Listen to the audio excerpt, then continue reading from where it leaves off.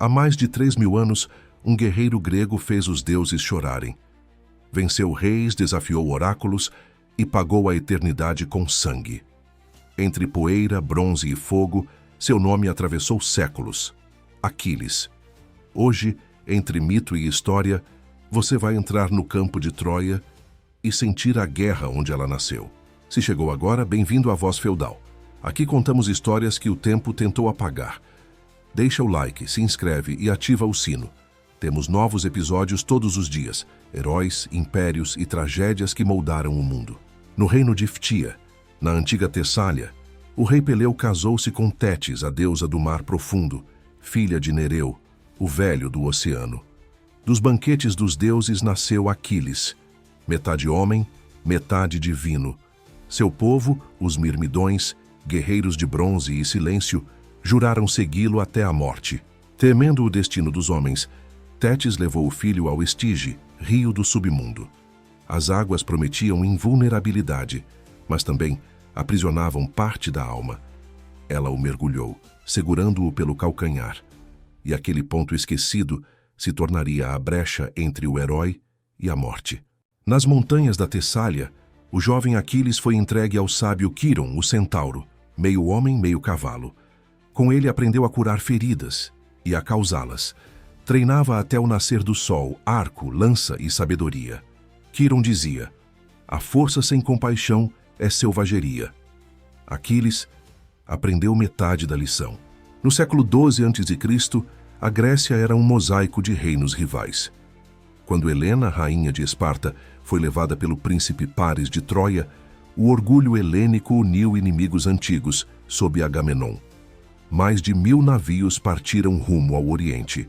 À frente deles, navegava Aquiles com seus mirmidões de armadura negra. Troia não era uma cidade comum. Era uma fortaleza de pedra dourada, erguida sobre colinas, protegida por muralhas ciclópicas. Durante 10 anos, o som do ferro ecoou sob o mesmo sol. As lanças gregas avançavam em falanges, os escudos formavam muralhas móveis. E entre todos, Aquiles era o primeiro a romper as fileiras inimigas.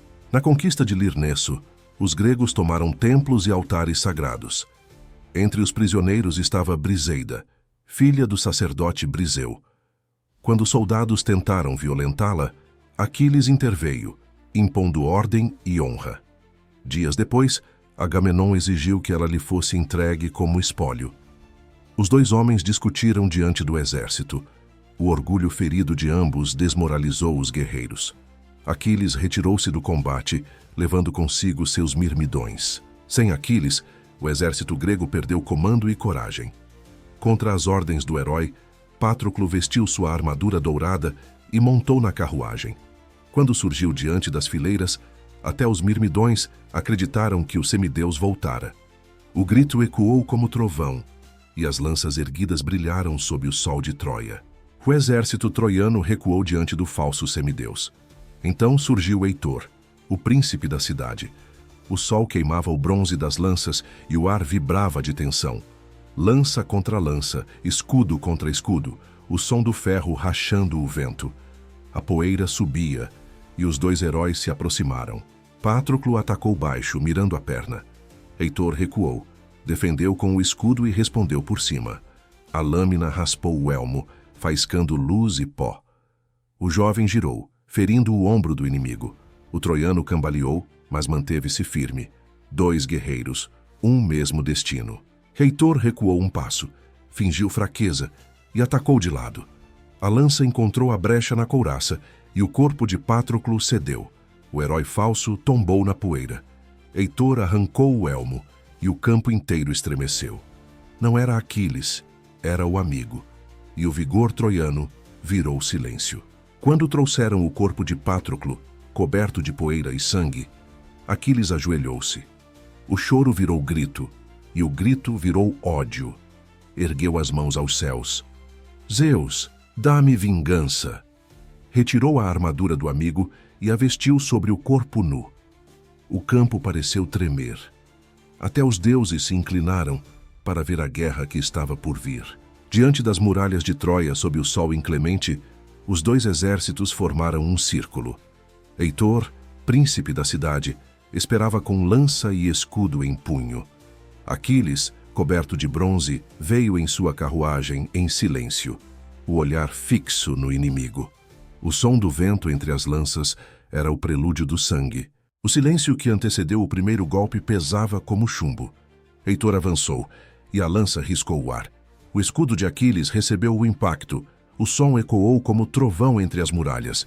O herói girou, contra-atacou de cima, a lâmina cortou o vento. Heitor ergueu o escudo, o golpe deslizou, faiscando luz e poeira. Mortais e imortais prenderam a respiração. Heitor atacou baixo, mirando as pernas. Aquiles saltou para trás e girou a lança num arco perfeito. O golpe atingiu o escudo, que vibrou como sino. O troiano recuou, ferido no ombro. Avançou outra vez, gritando o nome dos deuses. Aquiles esquivou, ergueu o escudo e lançou o contra-ataque. O bronze atravessou o peito de Heitor, e o mundo pareceu parar. Heitor cambaleou, o bronze pesando sobre o corpo. Caiu de joelhos, o sol queimando-lhe o rosto.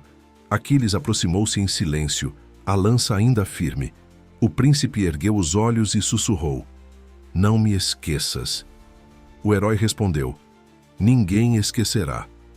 Então o príncipe tombou, e o eco de Troia se perdeu no vento. A vitória fora dele, mas não havia glória. Aquiles amarrou o corpo de Heitor à sua carruagem e o arrastou diante das muralhas. O pó misturou-se ao sangue, e o rugido do povo virou lamento. 3 vezes contornou as torres de Troia, e cada volta pesava mais que o bronze em seus ombros. À noite o velho Príamo, rei de Troia, cruzou campos e florestas em silêncio. Penetrou o acampamento grego e encontrou a tenda de Aquiles. Caiu de joelhos e segurou as mãos que mataram seu filho. O herói o fitou e reconheceu a grandeza de um rei que viera ao covil do inimigo buscar o que tinha de mais precioso, seu primogênito. Diante desse lamento, Aquiles devolveu o corpo de Heitor e declarou trégua para os funerais. Por 9 dias, a guerra cessou. As fogueiras ardiam diante das muralhas de Troia, e o cheiro de incenso misturava-se ao vento do mar.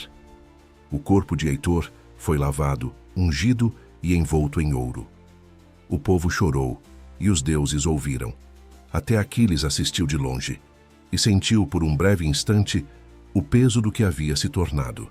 Quando o luto terminou, os gregos fingiram partir.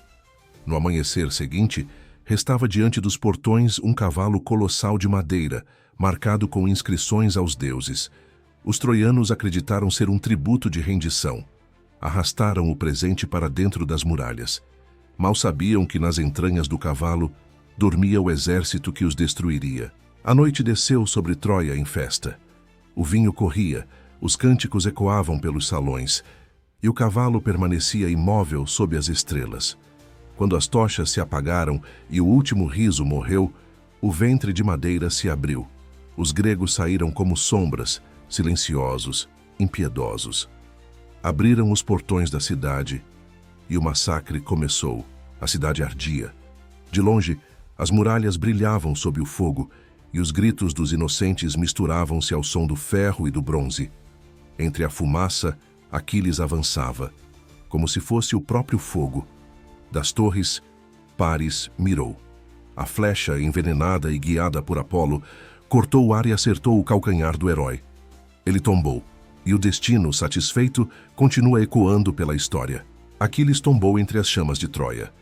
Ao redor, o fogo devorava templos e palácios, e o rugido da guerra ecoava pelas colinas. Nenhuma espada o venceu. Foi o destino, a única força que nem os deuses puderam deter. O corpo do herói foi levado ao mar, e enquanto o vento soprava sobre as cinzas, nascia o mito que jamais morreria. Séculos depois, as histórias de Aquiles ecoavam de boca em boca, contadas por viajantes, poetas e guerreiros. A Ilíada nasceu dessas vozes, passadas de geração em geração, através da palavra e do canto. Homero reuniu o que restava do bronze e da memória, e transformou a dor dos homens em poesia. Assim o herói tornou-se mito. Troia caiu. Os milênios se passaram. Mas o nome de Aquiles jamais será esquecido. Há homens que vivem séculos em um único instante de glória, e há histórias que sobrevivem a todos eles.